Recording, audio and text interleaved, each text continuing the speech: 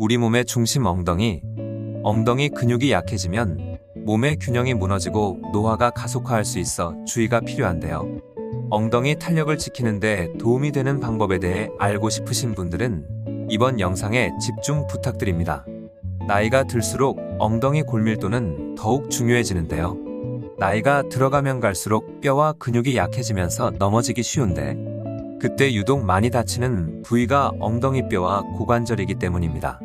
고관절은 넓적다리뼈와 골반을 잇는 관절로 엉덩이 관절이라고도 불리는데 엉덩이 관절 부위 골절은 욕창, 폐렴, 심장질환 등 다양한 합병증 위험을 높이고 아주 심하면 사망까지 이어질 수 있습니다. 따라서 평소에 꾸준한 운동으로 엉덩이뼈와 관절의 건강을 신경 써야 합니다. 엉덩이의 근육량이 적으면 적을수록 좌골점 액낭염이 발생할 위험도 높아지는데요. 좌골점 액낭염은 궁둥뼈라고 불리는 좌골 주위 점액낭에 염증이 발생하는 질환입니다. 점액낭은 뼈와 접촉하는 관절 등 조직이 큰 마찰을 받지 않도록 점액이 들어있는 주머니 모양의 조직인데요. 엉덩이에 살이나 근육이 없는 사람은 오래 앉아있거나 엉덩이가 물리적인 자극을 받으면 좌골 점액낭에 직접 자극이 가해져 염증이 생기기 쉬워집니다. 특히 잘못된 자세를 오래 유지할 때 빈번하게 유발되는데요. 좌골점 액낭염을 예방하려면 딱딱한 바닥에 앉지 않는 것이 좋습니다. 바닥에 앉아야 한다면 가운데 구멍이 뚫린 쿠션을 깔고 앉도록 해주세요. 그 외에도 일상생활에서 엉덩이 탄력을 지키는 방법은 무엇이 있을까요? 바로 계단 자주 오르기입니다. 계단을 이용하면 평지를 걸을 때보다 엉덩이 근육을 더 많이 자극할 수 있는데요. 평소 엘리베이터 대신 계단을 이용하고 걷기 운동을 할 때는 평지와 경사로가 적절히 섞인 곳을 걷도록 하면 더욱 도움이 됩니다. 계단은 발바닥 전체를 디디면서 미는 듯한 느낌으로 오르면서 보폭을 넓혀 두 계단씩 오르는 것도 효과적입니다. 대신 계단을 내려올 때는 관절에 무리가 되지 않도록 주의해 주셔야 합니다. 그러니 퇴근하시고 집에 돌아가실 때 계단을 오르는 운동을 하시길 적극 추천드립니다. 저도 11층까지 계단을 이용하는데 막상 올라갈 때는 힘들지만 도착했을 때 받는 뿌듯함이 있습니다. 다음 방법은 엉덩이에 힘주고 걷기입니다. 엉덩이에 힘을 주고 걷는 것만으로도 엉덩이 근육을 자극할 수 있는데요. 등과 어깨를 곧게 편 상태에서 아랫배를 안으로 집어넣은 뒤 엉덩이에 힘을 주고 약 80에서 90cm 보폭으로 넓게 벌려주세요. 엉덩이 근육에 힘이 집중될수록 효과가 좋으며 이 같은 자세로 꾸준히 걷기 운동을 하면 엉덩이 근육이 자연스럽게 강화되고 엉덩이 탄력이 높아질 수 있습니다. 그러니 산책할 때 의식적으로 엉덩이에 힘을 주고 걸어보세요. 처음에는 익숙하지 않아 어색할 수 있지만 지속적으로 하다 보면 어느샌가 탄탄해진 엉덩이를 느끼실 수 있습니다. 또 효과적인 게 빠르게 걷기입니다. 엉덩이에 힘을 주며 걷는 것과 함께 빠른 걸음도 중요한데요. 보통 사람이 1시간에 4km를 걷는데 이보다 빠르게 걷는 게 도움이 됩니다. 성인 여성의 경우 최저 시속 5km 정도, 남성은 6km는 돼야 운동 효과가 나타납니다.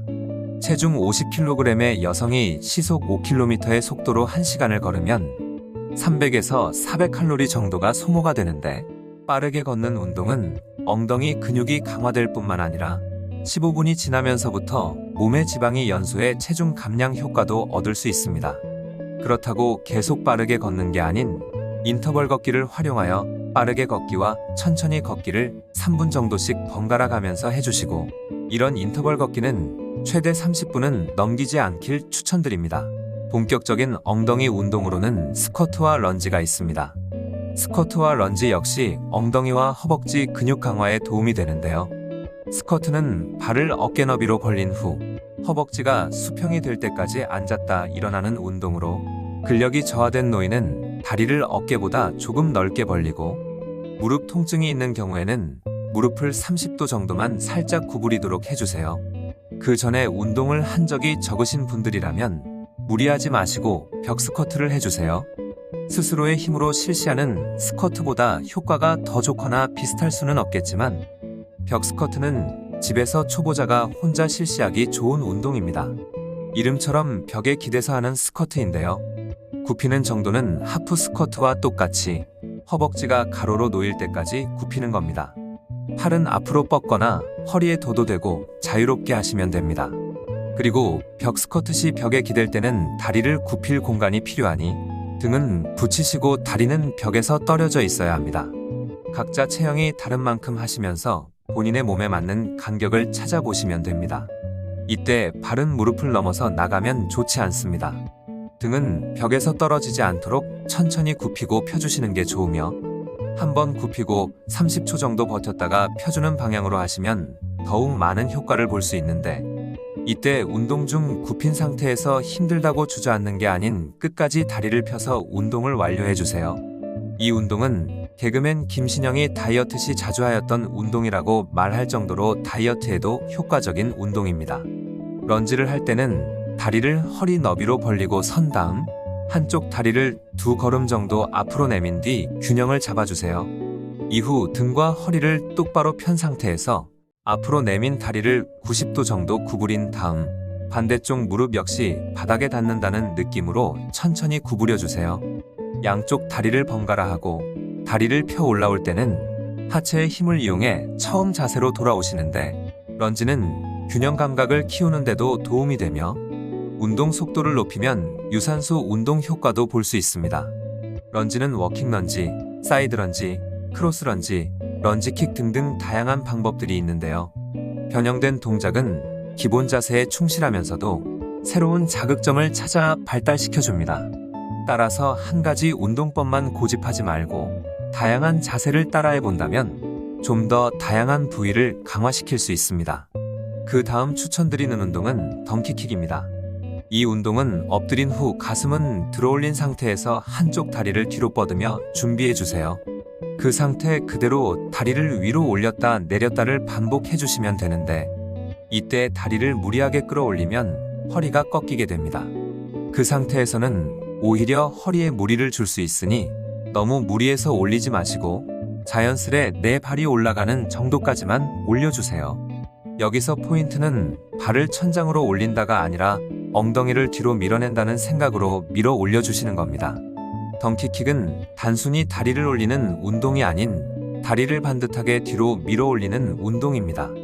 이 운동을 하실 때는 복부에 힘을 주어 허리가 꺾이지 않게 주의해주세요. 평소에 이 운동들만 꾸준히 해주셔도 더욱 강한 하체 근력과 함께 완벽한 엉덩이 라인, 건강한 몸을 만드실 수 있습니다. 타고남보다는 관리함이 더 중요합니다. 보다 다양한 건강 정보와 운동법 가지고 오겠습니다. 이번 영상도 도움이 되셨다면 구독과 좋아요, 알림 설정 부탁드립니다. 감사합니다.